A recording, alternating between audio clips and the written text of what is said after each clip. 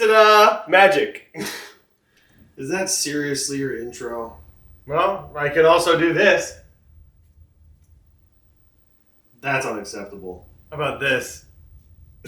These are kind of amazing. All right.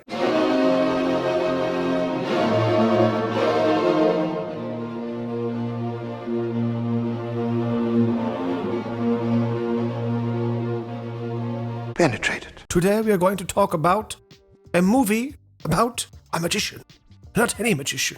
An illusionist magician. The movie is called...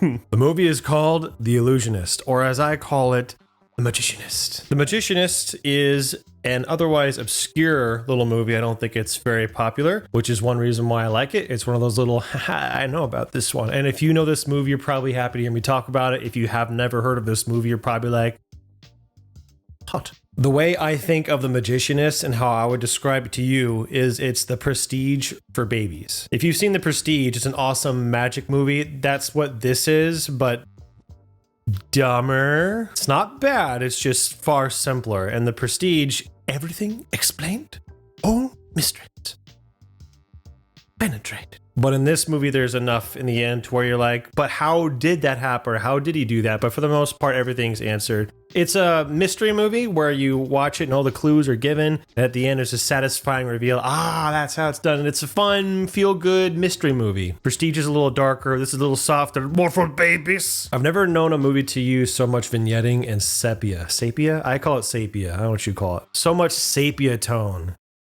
Sepia. But it's intentional, it's a style, it's like a warm, romantic viewing of Victorian era stuff. I rather like it. It's a good movie because we have good characters and all their motivations make sense. We have the protagonist, the magicianist. We have the antagonist, the misogynist. And we have the middleist, the bestest. Between Edward Norton and Rufus Sewell, the protagonist and antagonist, we have one of my favorites, Paul Giamatti right in the middle. This is an interesting structure for a movie because it really is, Edward Norton's character versus Rufus Sewell. But for me, really, it's Paul Giamatti's character, Walter. His name is Walter. I like his character not because his name is Walter. It doesn't hurt. But anyhow, it's an interesting dynamic of characters. But really, it's about Walter. It all comes down to Walter. Walter. I must now serve a very important spoiler warning. If you want to watch this movie, please do it before you watch the rest of this video because I'm going to ruin everything. I'm going to ruin the very fun big twist at the end. It'd be a missed opportunity if you don't get to watch the movie first. But if you've seen it or you don't care, let us continue. Spoilers. Headache, go away. Come back again, another never. I had to try really hard to refrain from making obligatory farting jokes with Edward Norton's facial performance here. It was also kind of easy because I'm lazy and I'd have to make up a lot of fart sound effects. But the point is, I'll make one joke. I heard Edward Norton had to eat a lot of Taco Bell before doing this take. There's a lot of constipation faces, but I won't make any more jokes. You'll just have to imagine the jokes. My goal is to get through this movie more quickly and more efficiently than the last one, so I'm really trying to condense what I'm trying to say here. I'm going to point out slowed down and reversed shots. So this one, for example, is slowed down and reversed. There's nothing inherently wrong with slowing down a shot or reversing it unless it's lazy or there's no reason for it. In this case, it seems to be reversed for no reason. And oftentimes, especially in this movie, when things are slowed down, it's deliberate or for a stylistic, intentional reason, and that's okay. This might be one of those. I don't think so. There's two ways you can slow it down. You can slow it down and then you'll look at jaggedy, slow frames, or it'll look slowed down, and then sometimes they'll slow something down and they'll do something in post called optical flow where it smooths it out so it's not quite as jarring to watch. In X-Men Origins Wolverine, they were very bad about that. In this movie, they're a bit better about slowing things down with intention. Sometimes when it's jaggedy, that's intentional. For instance, typically an intentional slowed down video that is jaggedy. I don't know what the right word is right now. I'm sorry. I'm tired and I have a headache. I've got a headache. Often that is used to illustrate or portray memory or flashback, something like that. And it uses it that way in this movie sometimes, and that's great. Sometimes it does it for seemingly no reason. Sometimes they use optical flow and they slow it down to try to fix a mistake, and that's okay. My point is sometimes they use it intentionally, sometimes it's lazy, but it's hit or miss. If I'm not lazy, I will have showed examples while I was talking, but now, unless it's a very egregious example, let's move on. Damn, that was a lot of talking. The video hasn't even started. Damn, son, where'd you find this? This extra plays his part very well.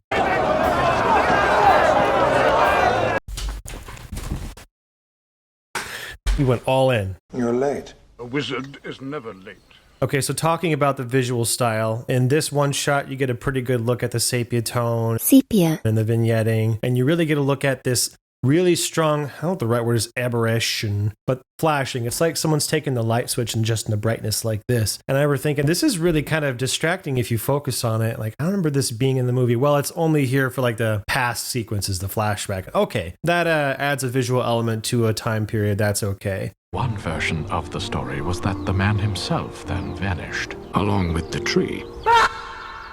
Who knows what actually happened? So I finally got to look at this tree disappearing frame by frame. I don't have my speed editor now. I can't look at it frame by frame. The tree doesn't disappear in one frame. It's a few frames. But the one thing I noticed that was very strange when the tree disappears isn't the tree that disappears. It's the fact that another tree way far in the background appears. Don't know why. Let me see if I can zoom in to show you. But when the tree is there, and then when it's gone, this little one is appearing for some reason. I don't know how they made the tree appear or disappear. But more specifically, why would a tree... Whatever, just pointing it out. I was trying to figure out how this card trick was done, and it looks real between when it's floating and when he grabs it. And I thought most likely it's in camera, but if it's on strings, it's really hard to make something flimsy and light like that move very smoothly. It's actually slowed down when it's in the air. You can tell by Princess Foundation. So they slowed this part down to make the card look smoother until he reaches up and grabs it. Then they ramp it back up to normal speed. So all I know is that it's slowed down to make it float more steadily, and that makes sense. Duchess von Teschen, you can't be in a place like this. So on this black between scenes, I noticed that you can see very clearly a vignette on top of the black. So there's the vignette. They're peasants. It's a peasants. Wait, simple, subtle transition to never get tired of. Oh yeah, it's so subtle I didn't even notice it. So see how she's close to the camera when someone walks in front of the camera, now the camera's further away. That's done, I don't know what the trope or camera trick is called. It's very simple. You'll see it like in movies where like a car goes by and then suddenly he's further or closer. I didn't notice it really until my most recent watch, but I like those. There's a secret way to open it. Edward. I can't not make fun of it. I'm not going to say it's bad, but whenever I hear that, I'm like, Edward. I can't not make fun of it. I didn't notice this edit until the most recent time I watched it, but for some reason, it seems like they did a cut. If I go frame by frame, you can see very clearly it's two different shots. I don't know what happened. I don't know if they did the take twice or if it's one take and they just cut out a section in the middle or why they did it. But there it is. My guess is they wanted the kick down to look more impactful. Away from her. So after he lets these two crows fly, there's a feather right there in the air. And I wonder, is that feather like there on purpose? Did someone in props go, poof, throw a feather? Or were there actual birds flying that lost a real feather? Anyway, the real point is that the real magic is that there's a real feather. Now, if you please. This guy's face always catches my eye. He has the right kind of childlike wonder. And like, yeah, good acting, good. I wondered how many takes it took them to cut this orange open so that there was a seed right there and able to grab, because that's what you need. You need to cut it open and it needs to be seed you can grab. So imagine they do this whole thing, they cut it and there's no seeds. Or they can't. So, you know, that's one of those things where you don't know if it's going to work out. Presumably, if they did a take a second time, there would be juice on his fingers. They look dry to me, so it very well could have been the first take, or he could have wiped his fingers off in between takes, but that's just something. I always look at the camera wobbling side to side when it dollies away. It's kind of like doing this. I'm exaggerating the motion, but it's like wobbling as it's coming out. And it's not a big deal, but like, it's wrong. You look very pleased with yourself. I quote that a lot. So I tried reading this newspaper and I just couldn't do it. I got the original resolution. I zoomed in. I just couldn't make out any words. And that suggests to me that it's not actual words. More specifically, the fact that font sizes change within paragraphs, which doesn't make sense to me. Usually if you read big text like that, like newspapers and stuff, it's like copy pastes or nonsense. I literally can't make out any Roman characters in there, so I wonder what it is. I'm Chief Inspector All. How can we help you? And a bit of an amateur contra. Okay, so to this day, I still don't know what he says. And a bit of an amateur contra. Imitant contra, and I was like, I gotta figure this out. I tried getting subtitles. I don't have access to subtitles, so I just listened to it over and over again thought about the context of the scene, and my best guess is amateur card draw. That is my best guess for what he says. And a bit of an amateur contra. Amateur card draw. I don't know. That's the best guess I have. Someone who actually knows or has access to subtitles, please tell me. Not important continuity-wise, but there's a policeman here in the background, and then when the camera comes back, he's just gone. And the extra is totally looking at the camera, and then she realizes she's looking, or at the crew behind the camera, realizes she's not supposed to, and stops. She's like, I'm certain that's what that is. So hold on. There's a laugh in the background here, and I only just noticed it when I was reviewing the movie, and it made me laugh because it caught me off guard. It's just in the background and it's quiet. I love it. I can't tell if this mirror reflection is real or not. It's just, I was looking at it and thinking, I don't think it's right. Now, it might be legit, but my guess is there is a camera more or less where the mirror is, but further away. So say on the floor of the stage, looking up at him and recording this. And what that camera recorded is being put on this mirror behind him. It's really hard to explain in 3D space what I think is happening. Not important, but my brain makes these mysteries for itself and tries to solve them. As you wish. As you wish was all he ever said. Oh, story time. So I was watching these two different actors delivering this mail. There's a boy outside with the suitcase, and he just walks to the door and knocks. And the next guy just walks up to Eisenheim, delivers it, and walks away. And I remember thinking, I would love to do an acting role like that. You just have one simple job, deliver the message. And these two guys just do it. You don't think about what it's like to be these guys just like, okay, this is your role. And they're like, it's a simple role, but it's got to be done. And they do it well. I believed him delivering the message. And then it reminded me of a story. I'll try to keep it short. My friend wanted to do a play with me and some other people I was doing a play with, but he got his ass grounded and he could not audition. And by the time he could audition, all the roles were taken, except for extra ones. One left in particular, where the guy had to deliver a message and just hand it to the protagonist. And he had one line, a message from the magistrate. And he went at it with the approach of, okay, I'm going to be the best goddamn message deliverer. I'm going to do this role better than anybody. I'm going to own this role. And we're like, okay. So on the stage, he goes up and he just, a message from the magistrate. And we're all of his cast members like, yeah, that was awesome. He's the guy. And so that character is the message deliverer. Do your job. Do your best. Okay, this is the thing I think I quoted earlier when I was recording. Everything can and will be explained. Oh, mysteries. And he goes, penetrated. And of course, penetrated is a hilarious word. But every time, I'm going to share this because it's just how I enjoy the movie. Every time he says penetrated, I imagine he says, oh, mysteries. Because that's basically what it means, and it's silly to me, and it's not funny to you probably, but it's so integral to me and my movie-going experience, I have to share it. And here's something immediately afterwards. I always imagine him saying that he never does, and now that I'm editing it, I can make it become real. He says, he tries to trick you. I try to enlighten you, which is the more noble pursuit. I always imagine him saying, he tries to trick you, I tries to enlighten you. It's silly to me, and now I'm going to try to edit it into reality to appease my brain. He tries to trick you. I try to enlighten you, which is the more noble pursuit. As you wish. That day he was amazed to discover that when he was saying as you wish, what he meant was, I love you.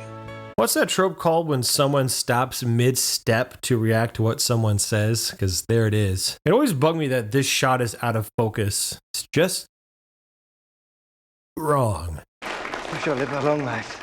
Little did he know that he would, in fact, not live a long life. That's foreshadowing. What is this note? It just says, ooh-ah. Foremost. Ooh. Not my favorite line, not the one I quote the most, but probably, I think, objectively the best line. Insofar as it is the only movie where I've heard this line, and it is good enough to be used in daily life. What would possess you to do something so foolish? I regret so much that I haven't had any natural reason to use this line, but I think of it to myself, what would possess you to do something so foolish? How did you find me here? I saw you from the village. Stop it! This looped dialogue always stuck out to me because I don't know why it's there. So when she says, stop it, it looks looped And I can tell it is because in the very next scene with her saying something, she says something. What does she say? You were my friend. You were my friend. Cut to, stop it. You were my friend. Stop it. You can clearly hear the audible difference. You can actually hear like the distance and the muffle and the reverberation in the space versus stop it, you know. You were my friend. Stop it. That's why I don't like it, because it seems like a mistake. That's not me looking for it, by the way. Most of these things I find in these videos are things I've always just observed when I watch the movie, and sometimes they're new things I find, but this is one of those things where my brain goes, I buy all the acting in this movie. The acting is just great all around with the four, you know, Edward Norton, Rufus Sewell, Jessica Biel, and Paul Giamatti. They're awesome. Everything is great, except for this one line. I think it's poorly delivered. Why? Why should you possibly care what happens to me now? I don't know what's going on there, but I don't buy it. Not buying it. Not buying it. Look at me. What did you see? Oh man, probably maybe the main question I want to outsource to the audience. He says fornicating, but his lips clearly are not saying fornicating. Touching? Kissing? Fornicating? I always imagined he's saying the other big expletive F word. And I'm bummed because I thought, oh, I must have like a censored theatrical version of this movie. Clearly there's another version that has the uncensored one, but I don't know where or if it exists. And if it does, I'm really bummed that I can't see it. I feel like I have a subpar, not real version of the movie. And then there's a possibility that this is the only version. The only version is they just decide to switch the word, which I don't like that. It looks lame and it's bad. But my main question is there a not censored version that I can see so I can finally have seen the real thing? Fornicating? Penetrating? Yeah. Should have said that. Touching? Kissing? Penetrating? They should have just done that. This castle approach shot, that's what I call it, castle approach. This castle approach shot happens twice, or rather in the same place twice. So the castle's a real place. And yeah, my brain was like, hey, look, it's the same thing twice. Ooh, time to get a little bit nerdy and opinionated on stuff. Okay, Dutch angles. This is of interest to me because I talked about it a couple movies ago, X-Men Origins Wolverine. I said they use Dutch angles for seemingly no reason. In this movie, they use it for the right reasons. In this scene between Jessica Biel and Rufus Sewell, when the tensions rise, and the outcome becomes more uncertain and the audience becomes more uneasy, then we introduce a little bit of tilt in the camera. It's called a Dutch angle. And this is used to encourage uneasiness in the sense that we don't know where this is going and something is off. And it's a very subtle thing, and they use it very subtly throughout the rest of the scene where the bouncing is just they do it in a later scene too between Paul Giamatti and Rufus Sewell when the tension's rising. We're like, oh shoot, and they just use it a little bit as opposed to X-Men's Origins Wolverine. They just do like a big 15-degree freaking thing, and then there's no reason for it. And it's just stupid. But anyway, correct, right use, a subtlety that you may not have noticed, but you will feel it. Right? It's good.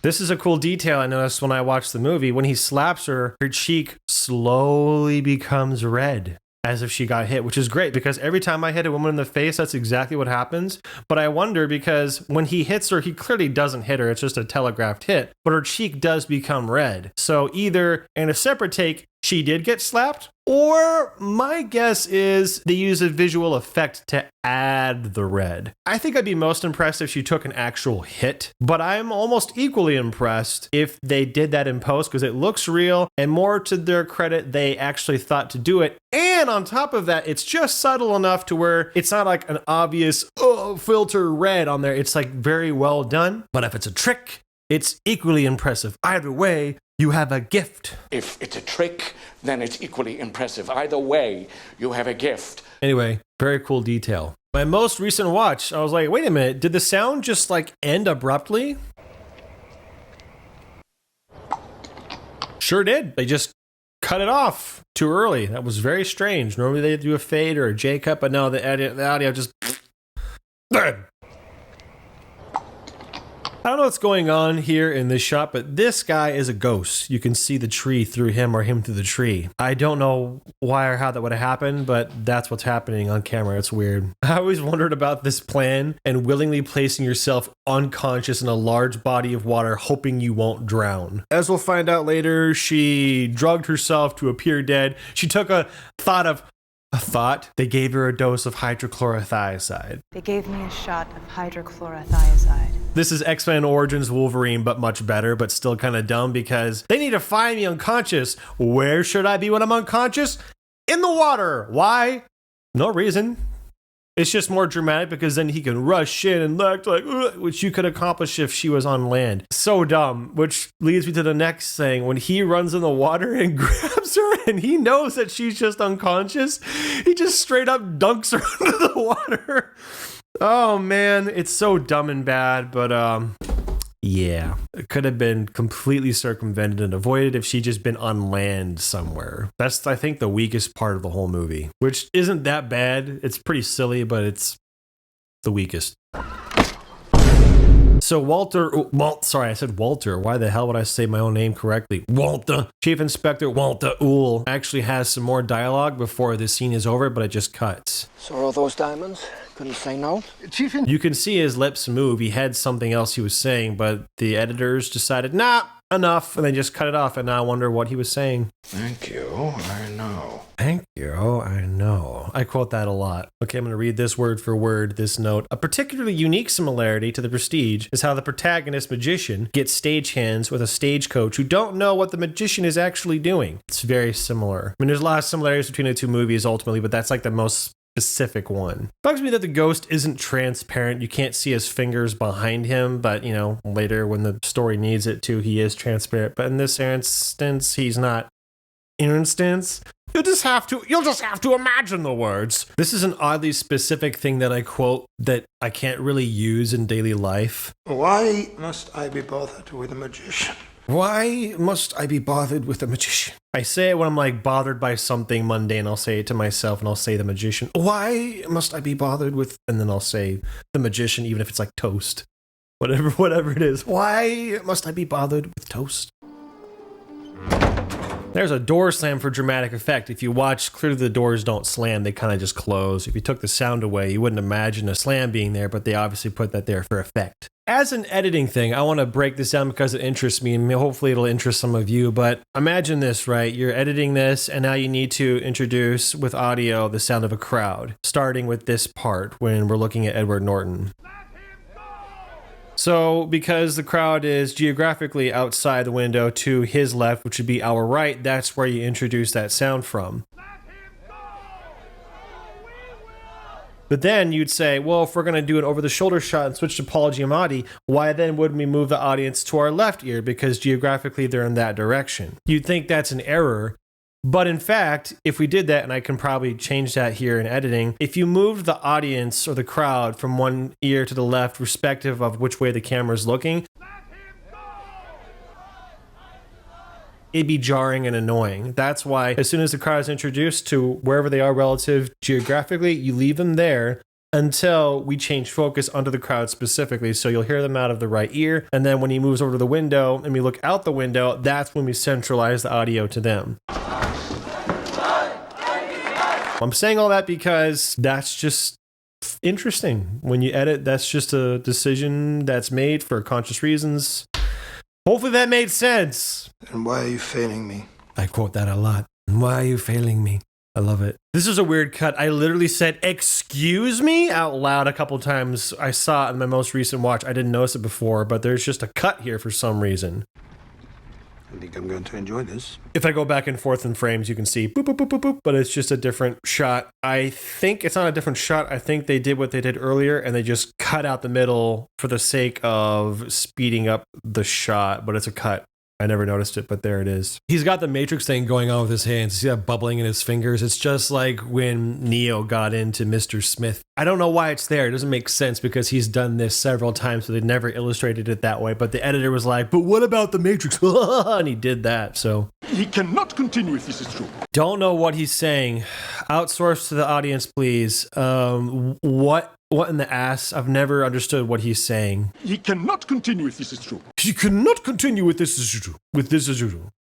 If you tell me, I will feel so much better in my brain. Whenever the actors are reacting to something that's not there in camera or on set, I'm always drawn to it to try to see if their eyes aren't looking where they're not supposed to. So if, like, for example, here, Edward Norton isn't there. It's like a second shot composited in, which means the guy with the sword and Paul Giamatti have to react to somebody that's not there. And so whenever that happens, I'm like watching to see if they're looking in the wrong place. Unfortunately, Paul Giamatti kind of gets off track. Like, he watches where he's supposed to be like he's supposed to, but then when Edward Norton's walking forward, Paul Giamatti's looking like straight out into the crowd and not at Edward Norton. Not a big deal, but if you think about movies this way, you'll see things like this and go, ah, damn it.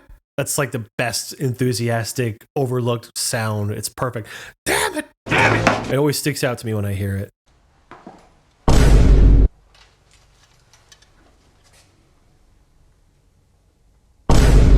Perhaps there's truth in this illusion. Shut the fuck up. You must open the door. Oh, fools. FBI, open up! Whenever someone's playing dead, I have to look to see if they're breathing. And unfortunately, Rufus Sewell is super breathing. But earlier, Jessica Biel, when she was playing dead, I did not see her breathing at all. So it is possible to play dead and not breathe. Some people can do it, some people can't. I realize it's not as simple as holding your breath sometimes, because sometimes you're holding your breath for minutes on end between takes. You don't know which take is going to get used. It's sometimes not the actor's luck or skill that comes into whether or not it's being shown, if that makes sense. But the point is, you can see him breathing. Whenever someone's playing dead, I'm like watching very closely. And yeah, whenever someone asks me if I'm Walterific, like on the street, are you Walterific? My brain always responds with, I used to be. I used to be. Credit where credit is due. Check out the continuity of these two guards. The two guards that let Walter Uhl out return to their post in the background. They turn, set up right their rifles. They're still acting. They didn't just take them to the door and then kind of walk back to the door. They actually walk back to the door of the gate. Oriented. They did the whole thing. So they delivered the message to the magistrate. You know, they did their part. There are so many things that Paul Giamatti does well. I love his acting. I didn't want to make a gush fest about pointing every little thing that he does so well, so I had to pick one. This is the one acting thing I'm going to point out from Paul Giamatti in this movie, just the one, because I had to pick. But this one, whenever he does this reaction, I laugh with delight because of how good it is, and it's mildly entertaining too. He's reacting to finding out that something got lifted out of his pockets and he's been duped by someone he's like opposed to but like admires. Just like it's like I'm a kid and my parents going peekaboo. I'm like, yee. That's how I feel when I watch him do that. All right, I'm done gushing over him. I noticed, and it's weird, the sword moves before he touches it. It just kind of like a penis. It just kind of moves on its own. It's weird. Whenever I see this shot, I think of Edward Norton in the end of The Hulk when he goes to British Columbia. It just shows like the sweeping mountains. And so in my mind, this end shot of this movie and the end shot of that movie are one and the same, similar-ish ending. So this movie does a lot of setups and payoffs, and I realize there's a really simple, tiny one that they missed that they should have done. So here in the end, when he comes back, after he's removed his big false beard, it would have been just the tiniest bit better if when he gets here to her, he's clean shaven and he's cut his hair a bit shorter. Why? Because earlier she says, but in my dreams you were clean shaven and had a shorter hair, whatever she says. I'll play it. But in my dreams you had shorter hair and no beard. So at the end, he appears to her the way he appeared in her dreams, and it all would be a setup and payoff and be like, yeah, you know. This movie was so good until the end when they didn't do the thing I wanted it to do, and now it's bad. And of course, you know, set up and pay off the very last one as we see the necklace from the beginning has a butterfly on it, and then it shows the two butterflies flying, the ones used in the trick, and it's like, oh! Again, it's like poetry so that they rhyme. Again, it's like poetry so that they rhyme. All right, movie's over. I like that movie. Movie's over. That's what I meant to do in the last video I did. I meant to put that sound effect on there. Now I had to do it for my own catharsis. Closing statements about the movie. I like it. Like I said, it's a movie that not a lot of people will know about, but I think they should. It's like a B or C tier movie, but dang, I'm very glad it's on my shelf. And did I not mention, I don't remember where I saw it or how I found it, but when I did, I was like, I need to own it. And I went and I bought it, and I have most of it memorized. Yep, that's it. Let's knock this out. Let's give it a number.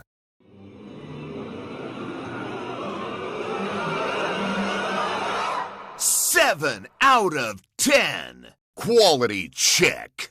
You know, most movies that I own are going to be a 6 or 7 out of 10, so my ratings are going to be really redundant. A message from the magistrate! You have to knock.